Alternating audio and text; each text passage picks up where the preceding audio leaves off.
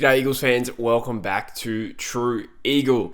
Thought I was going to have a night off making content tonight, but of course a lot of West Coast news that has not broken the internet, but it's been all over social media, of course, with, first of all, Oscar Allen's request to leave West Coast. I uploaded my live reaction to that yesterday on this channel, and today, a few hours ago, it has come out that Harley Reid has finally signed that 2-year extension with West Coast, which, to be clear, is in addition to the year he's contracted to for next year. So that's 3 more years of Harley Reid at the West Coast Eagles. And then, right as I was about to record this, Liam Ryan has requested a trade to the city of Melbourne without nominating a specific club yet. So let's unpack all of that. We'll start with Harley. None of these stories are surprising, but nonetheless, it's still a relief.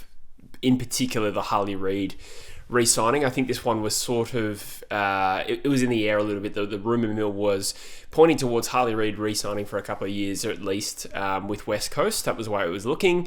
Although in some pockets of the internet, they were convinced he was going to Hawthorn. So it's nice that our in-the-know types were right, and and those at Hawthorn were not. So yeah, we look. I sort of was quietly confident this was going to happen, but until it happens, you don't really know, right?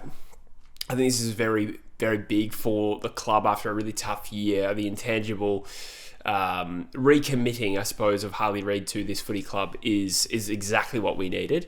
And whatever your thoughts on Harley are, I know he's frustrated some people this year from a talent point of view, and I suppose the optics of a young guy like that who could choose to be anywhere he wants. He could have nominated any single club in the AFL, and he would have gotten his wish, I reckon, had he walked to Hawthorn. I think that was the most likely club that was going to land him if he did join West Coast. I suppose the optics of that, it's just so good for us right now, some really positive PR that he's committing to the cause at West Coast when the external noise out there is so negative. And of course, some fans, or a lot of fans, are pretty negative about where we're at.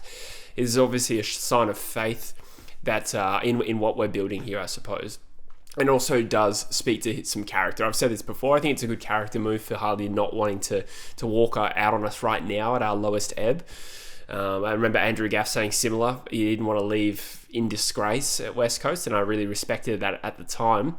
And therefore, I'm really grateful that Andrew Gaff stayed for as long as he did. And Harley literally could have gone anywhere he wanted, as early as next year, and he's doubled down with us. Now, obviously, it's not a massive recommittal. It is in terms of the money, but I suppose from the money point of view, I'm not at all phased. I mean, sure, you could look at the risk of giving a young guy like that $2 million a year. No one at that age has made this amount of money in the AFL. In fact, he could be better paid than Nazire and TDK, who I think have just signed $2 million contracts. It is possible he's more highly paid than them. So I suppose from that point of view, I think there is some sort of correlation with players getting massive contracts and then seeing a dip in performance. But the fact of the matter is that was the market rate to keep Harley Reid. So it's not as though we really could have lowballed him too much when, presumably Hawthorn were offering maybe not $2 million a year, but a really good offer. So we had to. We were in that position where we had to offer a decent amount of money.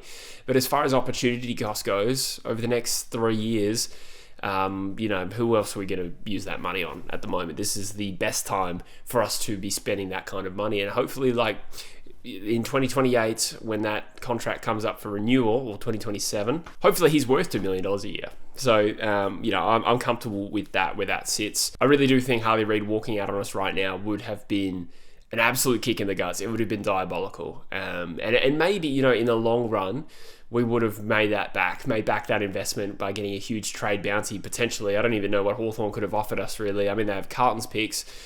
It doesn't matter now. It doesn't matter. I think this was such a nice little win for the club. And while it's not forever, we've only got a couple of extra years there. It is nice that we have this chance to continue building something over the next 3 years to help sign him. A lot can happen in 3 years. I'm not saying that I expect us to be playing finals in 3 years, but we need to be the sort of team that you could see playing finals soon by that period of time. So that's on us, and that's fine. So I'm really comfortable with that. And it's entirely possible, like, we have one more opportunity to sign Chad Warner when he becomes a free agent in 2027, which is still before Harley Reid's contract expiry. So there's a chance the way we look as a club is a little bit different. So, great news. Let me know in the comments what you think. I do know there's some people out there who do not like Harley Reid, West Coast fans included, but I couldn't disagree more with you. I think he's such a vital player to our prospects, really, and while we could have lived without him, it would have been so much harder, and certainly would have been a morale blow. Oscar Allen, I did upload my live thoughts at the time. I'm starting to, have closure around the fact that he's gone. We've known for ages, really, but I think I said in that particular video I was uncomfortable with how West Coast possibly may have treated him. We got some comments there about West Coast, returning to be a bit more of a ruthless club. That's exactly what we need to do, and I actually think there's something to that. I wouldn't say there's no place for sentiment in football. I disagree with that. As a fan, I think that's a big part of it. So I'm a little bit sad to see Oscar Allen leave. I think it's Golden Wings WC on Instagram posted this post of Oscar Allen leaving with this really sad, melancholy music, and it got to me. I was like, I don't want to see Oscar Allen play for anyone else. And I remember fondly watching him play AFL at a young age. That was also during a golden era for us, 2018, 2019. That kind of hit me when I realised, that's over now and he's going to be playing somewhere else. So I try to be analytical as much as anything, and I analyse the best outcomes for my footy club, but I'm also a sentimental fan. As far as doing what's best for the club is, that probably is losing Oscar Allen, provided we get pick 2 out of it. That is pretty crucial here. If it becomes band 2 compensation, then we need to force a trade. But it seems like it's more likely to be band 1, which gets us pick 2. And I accept that. I think that while there's a place for sentiment in football, perhaps not for those running the club. Maybe it's fair to say that I was concerned that West Coast hadn't treated him well. And I don't really know if there's any evidence of that. I do think the press conference was a miscalculation. I don't know if it was a calculated decision to try and make Oscar Allen the villain. I don't really believe that. So for me, and I won't ever know the answer to this, or maybe after Oscar Allen's retired, he's on some podcast, and he talks about what this situation has been between him and the club this year. I would hate to hear things like we disrespected him and we left him out in the dark, because I don't know, that's just not what I want my football club to do. But at the same time, I don't actually have any evidence of that. So for the time being, we move on. And I really do wish Oscar Allen the best. He's one of my favourite Eagles, particularly of this particular generation. I think he's bled blue and gold from the start. I don't really buy into a lot of the criticisms of him. I certainly don't blame him for having a coffee with Sam Mitchell. I think these things happen all the time. I reckon Shannon Hearn would have had a coffee with someone at some point. It's just the nature of the game. Anyway, we've said enough about that, and hopefully we get band 1 compensation. As for Liam Ryan, so yeah, this one we talked about again on the channel. The fact that he may be headed off to Victoria with St Kilda named as the likely team. Now, right before I hit play, basically, I saw on Instagram, on the AFL Instagram, that he has told West Coast of an intention to, or a desire to, get to Melbourne. So, in light of what I just said about being a more ruthless and hard stance football club, then, again, I'll draw back to my comments in the last video. I don't see really much benefit for West Coast for willingly weakening our best 22, considering while he is contracted, Liam Ryan is not going to generate a really tasty draft pick for us or anything like that. The biggest opportunity it gives us is an extra list spot. So I guess that comes down to, is the AFL going to be open to giving us a couple of extra list spots? Because that would be rendered null and void in that case. So to sum that up, I suppose the hard stance that West Coast should take here is, no, we're not going to let go a best 22 player who has contributed fairly significantly this year to this team, who is contracted for what reason? To look after Liam? There's always the possibility there's something happening in Liam's life, and that is different. But at this point, and we're just going on face value here, there's no evidence of that other than, he probably just wants to go play in Melbourne, and there's probably some personal aspects to that decision.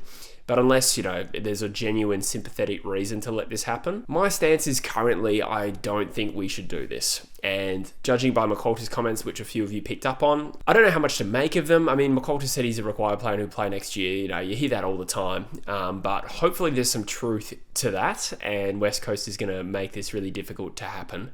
Again, unless there's something happening in Liam's life. If it does go the way of a trade, and it may well, then I said in the last video, I think trading into the futures market might be smarter, future draft pick, given our tightness for list spots and the fact that we already have a strong draft hand this year. But let me know again in the comments what you think. Little bit of draft buzz around lately. That West Coast is probably leaning towards holding the 2 picks. Again, this is kind of just like internet chat, so I'll just put a big disclaimer on that. Since I did a mock draft with Dylan Alexander on True Footy a number of weeks ago now, and I somewhat facetiously took Dyson Sharp and Sam Cumming as our first 2 picks. I didn't really expect Sam Cumming to be a top 2 selection, and to be honest, since that's happened, I think he did a shoulder and is out for a little while as well, but never really in the frame for top 2. But I think I felt at the time we're unlikely to hold pick 1 and 2. That may not be the case after all. So who knows? I suppose to sum up my current thinking about it is I have expressed some misgivings around the suitability of someone like a Willem Dersma or a Cooper Duff-Tytler for West Coast. But at the same time, I do kind of defer judgment to those actually assessing the draft at West Coast. Now, you could point to last year's trade decision, which I didn't really like. That's fair. And I will give my opinion on whatever happens. But at the same time, if West Coast make an assessment that these 2 guys who may or may not be suited to West Coast, at least in my opinion, are that much better than who we can get later in the draft, then maybe that's the way we go. I suppose there's a lot of draft content to cover over the next month or 2. My opinions will change, the media consensus will change, and we'll see what happens. But maybe it will be Willem Dersma and one of Dyson Sharp and Cooper Duff-Tytler. Who knows? I just hope they're bloody good players because we really need it. But lot to discuss at the moment, guys. Let me know in the comments what you think. Harley Reid staying, fantastic news. Oscar's off to Brisbane. We've known that for a while. And Liam Ryan, I'm not sure if I was completely convinced he would leave, but I thought it was possible. And we're going to have to wait and see on that. That's not going to be something that I think we'll get an answer to until, the trade period's done, basically. Nice to have some good news for once in a sea of negativity around this club at the moment. But this is where we make our money back, baby. Trade period and the draft. So let me know in the comments what you think, guys. Up the Eagles.